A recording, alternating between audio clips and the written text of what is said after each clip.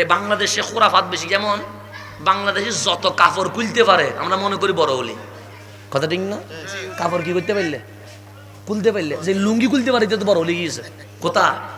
বাংলাদেশে কাপড় খোলার নাম হলি না, কাপড় খোলার নাম কি না, কাপড় পরার নাম হলি। এটা মনে রাখবেন। এখন ল্যান্ডা বাবা এ বাবা বাড়ি গেছে, কাপড় খোলা, গোসল না করার নাম হলি না, গোসল করার নাম হলি। অনেকে 6 মাস গোসল করে না। কি মাস? 6 মাস গোসল না করি চুলের মধ্যে জল লাগায় রাখবে, এটা নাকি বড় হলি। গোসল না করার নাম হলি না, গোসল করার নাম কি?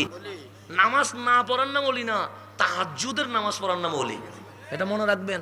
কোরআন বাদ দেওয়ার নাম হলি না, কোরআন বুকে নেওয়ার নাম হলি। অলি কারে কয়? আপনি আমার থেকে শিখিয়েন না, আমার রসুল থেকে শিখে। আমার রসুল বলছেন অলি কারে কয়?